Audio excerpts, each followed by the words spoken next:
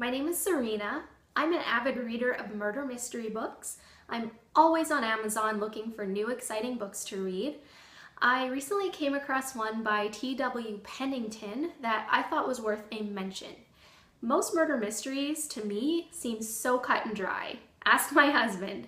When I watch Lifetime movies, I can tell him the outcome and point out the bad guy about a quarter way through the movie, if that. Well, same with books. They're usually very cliche and obvious even. So I actually just finished downloading a Leslie Wolf book when Christina14 caught my eye.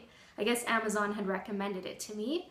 It had a lot of 5-star reviews, which were pretty detailed and basically all claimed that once you start reading, it's hard to stop. I like that. I read the synopsis and was actually quite intrigued. It seemed like a story with a lot going on, more than just your run-of-the-mill, dead body found who's the killer type of book. So needless to say, I downloaded it as my next read. And I thought I'd share a little bit about the book without giving anything away. So don't worry, no spoiler alerts here.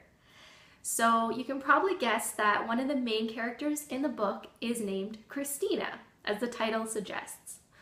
Well, since the book starts off by introducing her and giving you a very vivid image of what life is like for her, you tend to fall in love with her.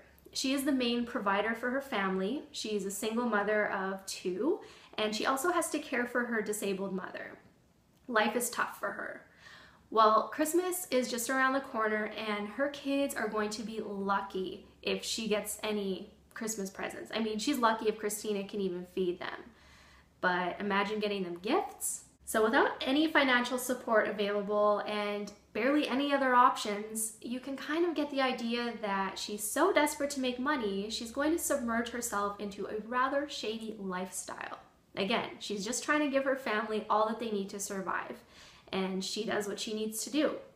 So I'm feeling bad enough for the poor girl, and just as life can't possibly get any more worse, she meets Jake and Pete.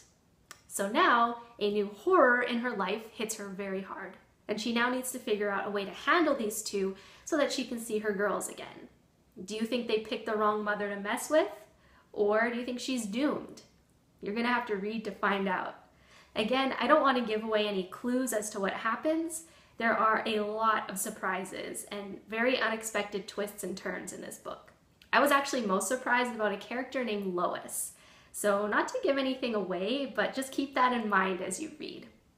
You will not be bored reading this book, and it's definitely dark with a lot of explicit content, so beware of that if that's not your cup of tea.